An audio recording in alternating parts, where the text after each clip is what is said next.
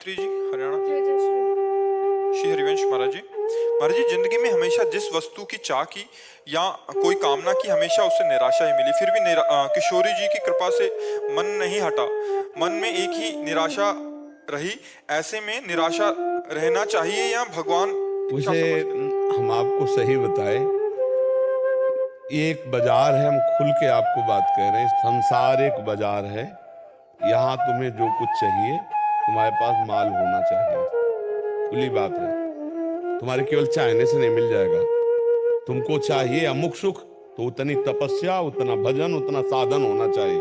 इसमें श्रद्धा और विश्वास मत खो देना भक्ति का कि हम तो भगवान के मंदिर गए, मनाया, हमारा काम नहीं बना। नहीं बनेगा। ये बाजार है, मेरे मालिक की दुकान में है सबका जीवन खाता। जैसा जैसा कर्म करोगे वैसा वैसा फल आपके सामने आएगा। अब आप मांग रहे हो हीरा जवाहरात का हार, वो आपके जेब में नहीं है 100 रुपया, तो मजाक के पात्र तो बनोगे ही। हमारी बात समझना। अगर हमको जो वस्तु चाहिए उसके लिए हमारे अंदर भजन, व्रत, तपस्या, ये हमारे पास धन होना चाहिए। हमें लगता है कि भगवान की शरण में हो जाए और भगवान से प्रार्थना कर दे कि मुझे मांगना ना आए, ऐसी कृपा कर दो कि मांगना मिट जाए। और वो चाहे दे के मिटा दो या ज्ञान दे के मिटा दो। छोटी छोटी बातें मत मांगो।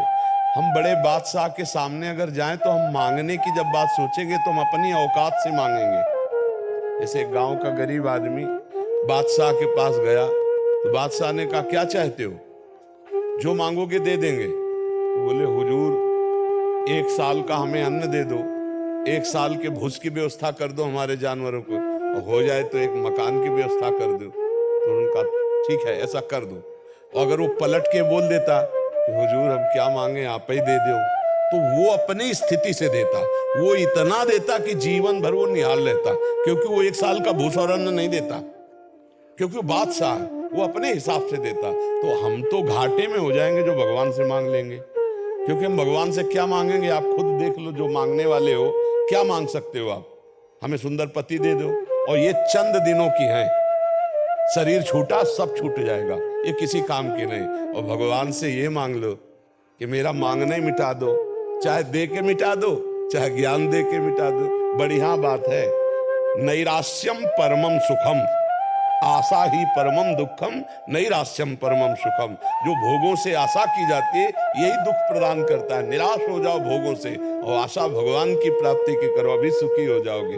बड़ी कृपा है जो हमारी आशा भगवान ना पूरी करे, क्योंकि हमारी आशा पूरी होती जाएंगी, हम फंसते चले जाएंगे। जय हो मंगल भवन प्रभु, आप हमारी आशा पूरी मत करना, आप हमको वही देना जिससे आपका भजन न छूटे, आपका भरोसा न टूटे। तो हमें लगता है भगवान से यही मांगा जाए कि मेरा मांगना मिटा दो, ये मंगतापन हटा दो हमारे अंदर से, जो मांग मांग कर हम जीने का अभ्यास बना लिए, जिससे देखो उससे मांगना। तो हम भगवान मंगो भलो न बाप से जो प्रभु राखे टेक।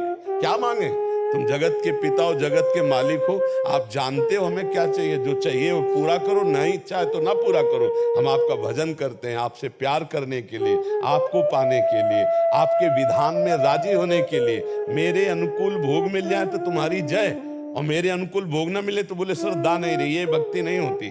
भक्ति का अगर स्वरूप देखना है तो महापुरुषों में देखो कैसी भक्ति।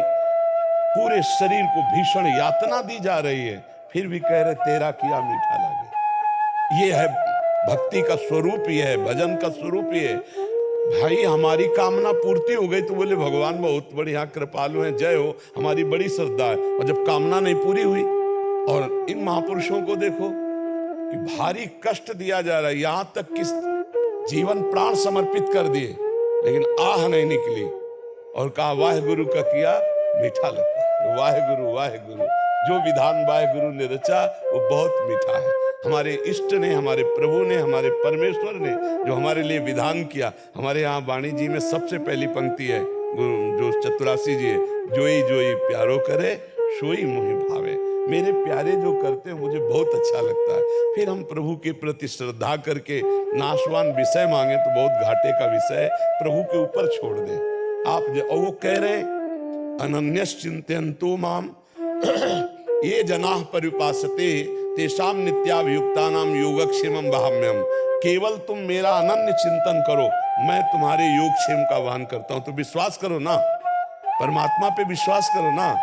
योग कहते हैं अप्राप्ति की प्राप्ति कराना, और क्षेम कहते हैं प्राप्ति की रक्षा करना। वो जिम्मेवारी लेते हैं। 4 दिन का जीवन है, जैसे गुजारे तैसे गुजर जाए, पर भगवान का सुमिरन करते हुए तो भगवत प्राप्ति हो जाएगी, जन्म जन्म की बिगड़ी बन जाएगी। नहीं, ये भटकना नहीं बंद होगा, ये भिखमंगापन कभी नहीं बंद होगा। आज ये भोग कल वो भोग, मांगते मांगते मर गए अनंत जन्म, फिर भी हमारी मांग नहीं पूरी हुई। तो हमें लगता है मालिक के भरोसे हो जाना चाहिए कि तुम्हारी जो इच्छा हो सो करो, हम तुम्हारा डट के भजन करेंगे, और तुम छुड़वाना भी चाहो तो मैं तुम्हें नहीं छोड़ूंगा।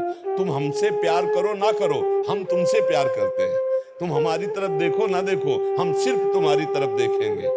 ये प्यार का विषय, ये भक्ति का विषय है कि आप हमारा तिरस्कार करो, आप हमें मत देखो, आप हमें ना प्यार करो, तो भी मैं आपकी तरफ देखूंगा, आपसे प्यार करूंगा, आपको नहीं छोड़ सकता। ऐसा भक्त माया पर विजय प्राप्त कर लेता है। नहीं तो कभी कभी ऐसी जीवन में परिस्थितियां आती कि भजन करने वाले को इतना पीड़ा, इतना कष्ट, ऐसी परिस्थिति आपको देखने को मिलेगी। पाप करने वाला बड़ा कार में चल रहा है, उन्नति में है, और एक सही ढंग से चल रहा है, तो उसके ऊपर इतनी विपत्तियां हैं, तो आपको फिर परिणाम में संशय हो जाएगा, क्या भक्त को ऐसा कष्ट मिलता है? पापियों को तो देखो जुकाम भी नहीं हो रहा, और भक्तों को ऐसा कष्ट। तो ये भ्रम मत पड़ना, भक्तों का आखिरी हिसाब किताब हो रहा है, और वो अपने मालिक के पास जाके रहेंगे। ये बार बार जन्मेंगे मरेंगे, ये बार बार दुख भोगेंगे, उनका आखिरी हिसाब है। इसलिए हमें लगता है चाहत करो तो भगवान की प्राप्ति की चाह करो, अगर चाह ही करनी तो भगवान से कह दो मेरी चाह मिटा दो। चाह मिट जाए, इससे बड़ा कोई महापुरुष नहीं। कोई चाह नहीं, कोई चिंता नहीं, चाह मिटी चिंता मिटी, मनुआ बेपरवाह, जिनको कछु न चाहिए वो सहन के सा। जाहि न चाही कबों कछु, तुम सन सहज सने, बसो निरंतर तासुर सो राउर निजगे। परमात्मा उसी के हृदय में प्रकाशित हो जाता है जहां कोई लौकिक चाह नहीं रह जाती।